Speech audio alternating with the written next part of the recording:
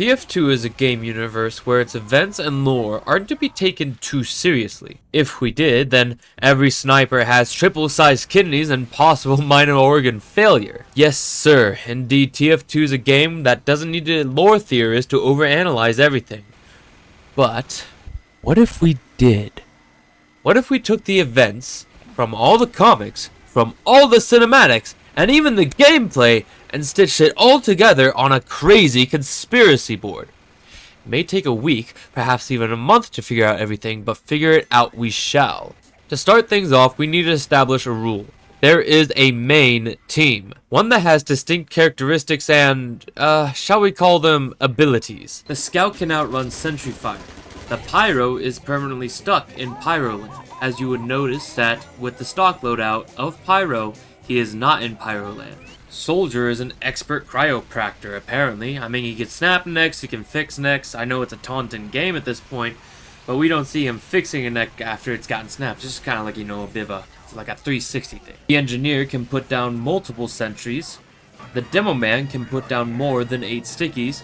Heavy has to pay $400,000 to fire his weapon for 12 seconds. Sniper is an expert at poison cocktails. The Medic can ubercharge with a quick fix, and the Spy can disguise without having to use a disguise kit. The cinematics mostly follow the events of this main team. I do say mostly, but we'll get to that in a second. This team is insanely cracked. Now you might be wondering how there are multiples of the same merc. I mean, the blue and red Spy exist alongside each other in the same cinematic. I believe that perhaps in this world there is a respawning machine. However, it doesn't exactly respawn so much as it makes a clone. If we know anything about the technology in this game, it's that through Australium and nonsense science, anything is possible. We also know that should one side ever acquire technology, the other side would inevitably gain it as well. However, Bluemend and Redmond keep fighting each other for control of the main mercs because of how cracked they are. We know this because we see in the comics that both Blue and Red Soldier are roommates with Merasmus. However, when encountering Merasmus, he only says, "Oh, hello, soldier." Merasmus arrives on a tide of blood! Oh, hello, soldier. Meaning that he's only ever had one soldier roommate. Moving onward, we'll talk about the events that are rather gray, including the actual gameplay.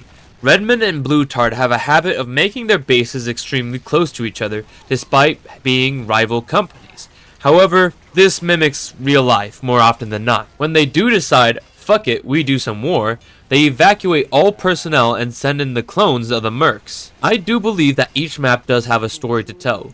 Blue always has to win with the payload cart, as I very much agree with this video that payload is a story being told.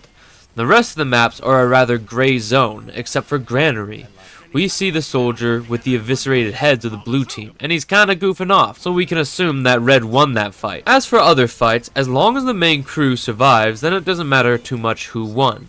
However, there is always at least one winner, meaning that more often than not, you play the events of the story, meaning that TF2 Merc's kill binding is also possibly canonical. Thank you very much.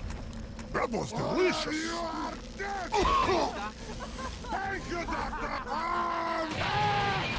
As events unfold, certain things happen.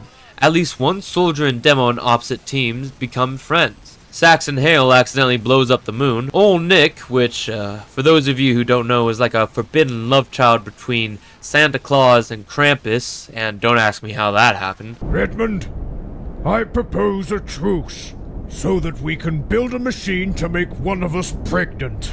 Is killed by a team of mercs. Redmond and Blue Tard are killed, which strangely doesn't stop the fighting between the two rival factions because they somehow continue paying the mercs in the afterlife to send their enemy to hell. However, some mercs set aside their differences to protect Manco's property so they can still get hats and weapons. Merasmus's home is turned into a raccoon sanctuary. Merasmus, in the spirit of Halloween, pits the mercs against each other to help finalize his carnival. Meet your match happened, somewhere in these events. Then the events in the main line of comics happen. I believe that shortly after seizing Manco, Grey Man scared off all of the clone mercs, scattering them in the general direction of Manco Park, where they are still fighting till this day. If I don't have a Yeti, it's just a fighting pack.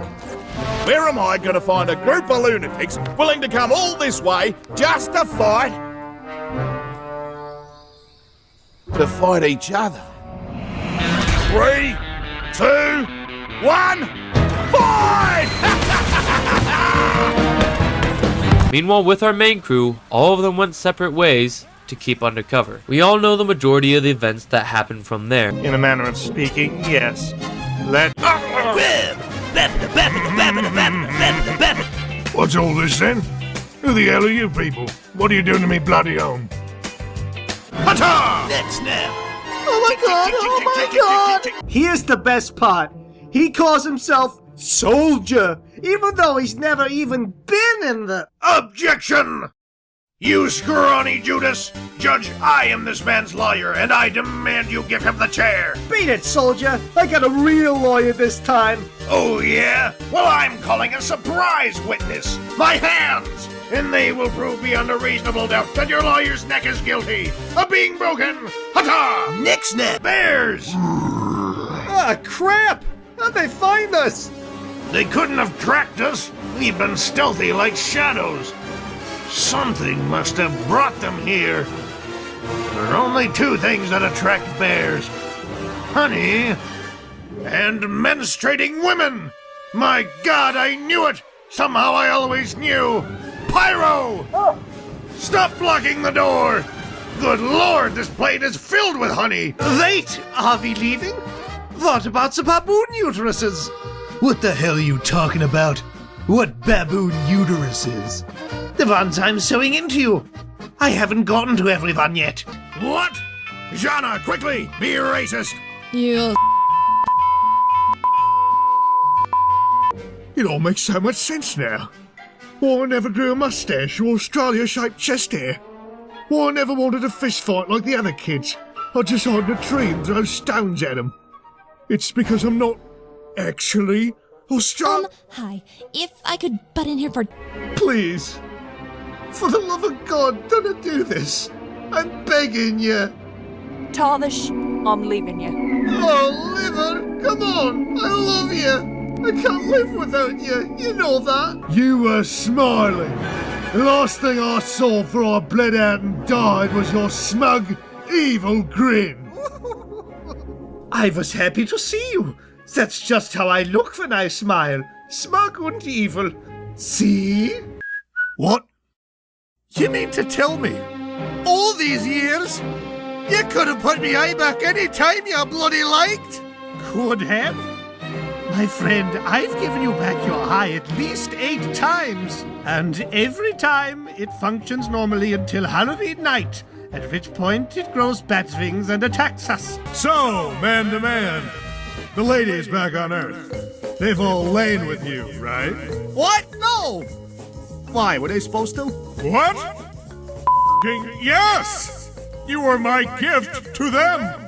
Jeez, that's what I've been saying! But there's a few more niche points I would like to cover, simply to put a bow tie on some certain in-game events. When a person reaches 10,000 kills on any weapon, we all know that it becomes adorned with the title Hale's Own.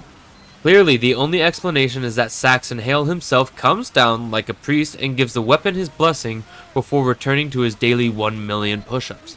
The same way mercenaries have existed over the years, Merasmus has also gotten into criminal debt over the years. The horseless headless horseman's real name is John. All of the Australium lost in the vault was turned into incentives.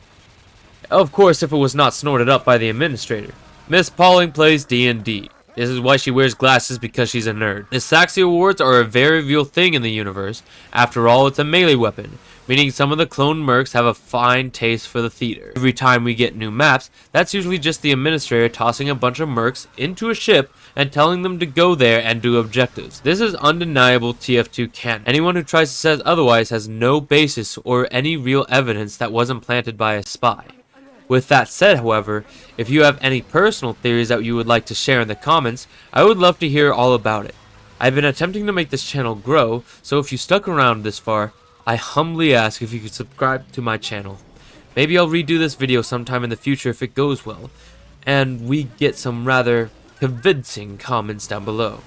Until then, this is Forge, signing off.